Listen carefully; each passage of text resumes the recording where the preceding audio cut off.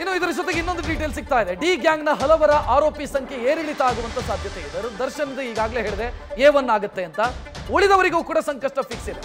ವಿನಯ್, ಪವನ್ ಮತ್ತು ಪ್ರದೂಷ್ ಇವರಿಗೂ ಕೂಡ ಅವರ ನಂಬರು ಕೂಡ ಚೇಂಜ್ ಆಗುತ್ತೆ ಅಂತ.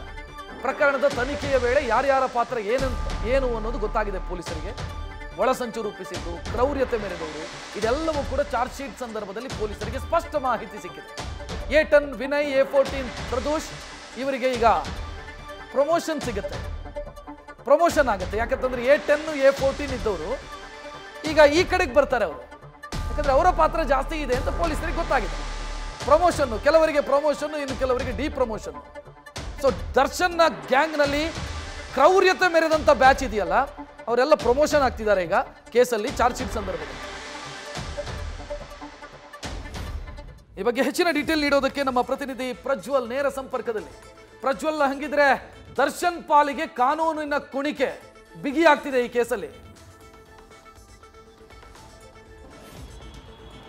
ಖಂಡಿತವಾಗಿಯೂ ಕೂಡ ರಕ್ಷತ್, ಯಾಕೆ ಅಂತ ಹೇಳಿದ್ರೆ ರೇಣುಕಾಸ್ವಾಮಿ ಹತ್ಯೆ ಪ್ರಕರಣಕ್ಕೆ ಸಂಬಂಧಪಟ್ಟಂತೆ ದರ್ಶನ್ ಅಂಡ್ ಗ್ಯಾಂಗ್ ಈಗಾಗಲೇ ಜೈಲ್ನಲ್ಲಿದೆ. ಇನ್ನೊಂದು ಕಡೆಯಲ್ಲಿ ಪೊಲೀಸರು ಕೂಡ ಚಾರ್ಜ್ ಶೀಟ್ ಅನ್ನು ಸಲ್ಲಿಕೆ ಮಾಡಲಿಕ್ಕೆ ಈಗಾಗಲೇ ಸಿದ್ಧತೆಯನ್ನು ಕೂಡ ಮಾಡ್ಕೊಂಡಿದ್ದಾರೆ. ಪೊಲೀಸರು A1 ಆಗಿ ಆರೋಪಿ ದರ್ಶನ್ ಅನ್ನ ಮಾಡಬೇಕು ಅನ್ನುವಂಥ ಒಂದು ನಿರ್ಧಾರವನ್ನು ಕೂಡ ತೆಗೆದುಕೊಂಡಿದ್ದಾರೆ ಅನ್ನುವಂಥ ಒಂದು ವಿಚಾರ ಏನಿದೆ ಅದು ಗೊತ್ತಾಗ್ತಾ ಇರುವಂಥದ್ದು. ಕಾರಣ ಏನು ಅಂತ ಹೇಳಿದ್ರೆ ಇಷ್ಟು ದಿನ A1 ಆಗಿ ಪವಿತ್ರ ಗೌಡ ಇದ್ರು, A2 ಆಗಿ ದರ್ಶನ್ ಇದ್ರು. ಆದರೆ ಈ ಬಾರಿಯ ಚಾರ್ಜ್ ಶೀಟ್ ನಲ್ಲಿ ಸ್ಪಷ್ಟವಾಗಿ ಉಲ್ಲೇಖವಾಗುವಂತ ಒಂದು ಸಾಧ್ಯತೆ ಏನು ಅಂತ ಹೇಳಿದ್ರೆ A1 ಆಗಿ ದರ್ಶನ್ ರವರನ್ನ ಉಲ್ಲೇಖಿಸ್ತಾ ಹೋಗ್ತಾರೆ. ಯಾಕೆ ಅಂತ ಹೇಳಿದ್ರೆ ಈ ಒಂದು ಪ್ರಕರಣದಲ್ಲಿ ಪ್ರಮುಖವಾಗಿ ನೇರವಾಗಿ ಲಿಂಕ್ ಇರುವಂತದ್ದು ದರ್ಶನ್ಗೆ. ಇಲ್ಲಿ ಪವಿತ್ರ ಗೌಡ ಅವರು ಕೇವಲ ರೇಣುಕಾಸ್ವಾಮಿ ಅವರಿಗೆ ಚಪ್ಪಲಿಯಲ್ಲಿ ಹಲ್ಲೆಯನ್ನ ಮಾಡಿದ್ರು ಅನ್ನುವಂತ ಒಂದು ವಿಚಾರವನ್ನು ಹೊರತುಪಡಿಸಿ ಕಿಡ್ನಾಪ್ ಆಗಿರ್ಬೋದು ಅಥವಾ ಒಳಸಂಚಾಗಿರ್ಬೋದು ಅಥವಾ ಸಾಕ್ಷ್ಯನಾಶ ಆಗಿರ್ಬೋದು, ಇದು ಯಾವುದರಲ್ಲೂ ಕೂಡ ಪವಿತ್ರ ಗೌಡ ಅವರ ನೇರವಾದಂತಹ ಒಂದು ಪಾಲುದಾರಿಕೆ ಏನಿದೆ ಅದು ಇಲ್ಲದೆ ಇರೋದು ಕಾರಣದಿಂದಾಗಿ ದರ್ಶನ್ ರವರನ್ನ A1 ಮಾಡುವಂತಹ ಒಂದು ಸಾಧ್ಯತೆ ಏನಿದೆ ಅದು ದಟ್ಟವಾಗಿ ಕಂಡು ಬರ್ತಾ ಇರುವಂತದ್ದು. ಆ ನಿಟ್ಟಿನಲ್ಲೂ ಕೂಡ ಈಗಾಗಲೇ ಪೊಲೀಸ್ ಇಲಾಖೆಯಲ್ಲಿ ಒಂದು ಚರ್ಚೆ ಕೂಡ ಆಗ್ತಾ ಇದೆ.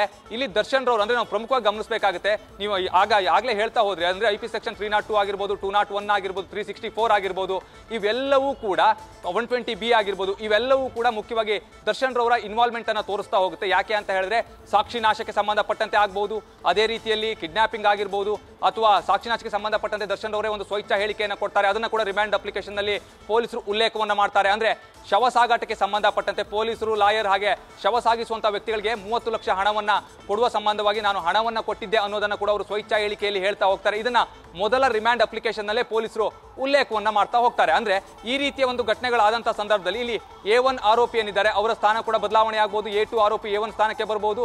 ಅದೇ ರೀತಿಯಲ್ಲಿ ಪವನ್, ಪ್ರದೂಷ್ ಹಾಗೆ ವಿನಯ್ ಏನಿದ್ದಾರೆ ಅವರು ಕೂಡ ಈ ಒಂದು ಪ್ರಕರಣದಲ್ಲಿ ನೇರ ಪಾಲುದಾರರಾಗಿರೋದ್ರಿಂದಾಗಿ ಅವರ ಒಂದು A10, A11, A12 ಈ ರೀತಿಯಲ್ಲಿ ಏನಿದ್ದಾರೆ ಅವರು ಕೂಡ A3, A4 ಅಥವಾ A5ಗೆ ಬರುವಂತಹ ಒಂದು ಸಾಧ್ಯತೆ ಏನಿದೆ ಅದು ಕೂಡ ದಟ್ಟವಾಗ್ತಾ ಇರುವಂತದ್ದು. ಕಾರಣ ಏನು ಅಂತ ಹೇಳಿದ್ರೆ ಪೊಲೀಸರು ಇಲ್ಲಿ ಒಂದಿಷ್ಟು ಎವಿಡೆನ್ಸ್ ಗಳನ್ನ ಕಲೆಕ್ಟ್ ಮಾಡ್ತಾ ಹೋಗ್ತಾರೆ. ಅದರಲ್ಲಿ ಕೃತ್ಯದಲ್ಲಿ ಯಾರು ನೇರವಾಗಿ ಪಾಲುದಾರರಿದ್ದಾರೆ ಅದರಲ್ಲೂ ಕೂಡ ಮುಖ್ಯವಾಗಿ ಸಾಕ್ಷ್ಯನಾಶ ಆಗಿರ್ಬೋದು ಅಥವಾ ಅಪರಾಧಿಕ ಒಳಸಂಚು ಅಂದ್ರೆ 120B ಏನ್ ಬರುತ್ತೆ ಅದರ ಅಡಿಯಲ್ಲಿ ಇಲ್ಲಿ ದರ್ಶನ್ ಹಾಗೆ ಉಳಿದಂತ ಆರೋಪಿಗಳು ಕೂಡ ಪ್ರಮುಖವಾದಂತಹ ಒಂದು ಪಾತ್ರ ವಹಿಸ್ತಾ ಹೋಗೋದ್ರಿಂದಾಗಿ ಇಲ್ಲಿ A1, A2, A3, A4 ಏನಿದೆ ಅದು ಚಾರ್ಜ್ ಶೀಟ್ ನಲ್ಲಿ ಬದಲಾಗಬಹುದು ಅನ್ನುವಂತ ಒಂದು ಮಾಹಿತಿ ಏನಿದೆ ಅದು ಕೂಡ ಲಭ್ಯವಾಗ್ತಾ ಇರುವಂತದ್ದು. ಇನ್ನೊಂದು ಕಡೆಯಲ್ಲಿ ಅಂದ್ರೆ ಪಟ್ಟಣಗೆರೆ ಶೆಡ್ ನಿಂದ ಮೃತದೇಹವನ್ನು ಸಾಗಿಸಿದಂತ ನಂತರದಲ್ಲಿ ಪ್ರಮುಖವಾಗಿ ಇನ್ನೊಂದು ನಾಟಕ ಸ್ಟಾರ್ಟ್ ಆಗುತ್ತಲ್ಲ, ಅಂದ್ರೆ ನಾವೇ ಕೊಲೆ ಮಾಡಿದ್ವಿ ಅಂತ ಬಂದು 4 ಜನ ಸರೆಂಡರ್ ಆಗ್ತಾರೆ.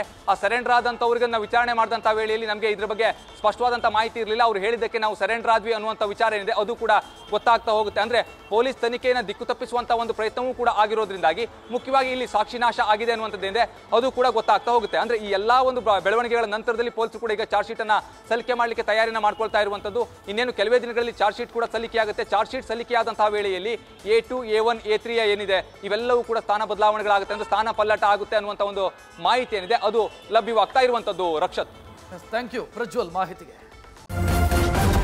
ನ್ಯೂಸ್ ಫಸ್ಟ್ ನಿರ್ಭೀತಿಯಿಂದ ನಿಮ್ಮ ಪರವಾಗಿ.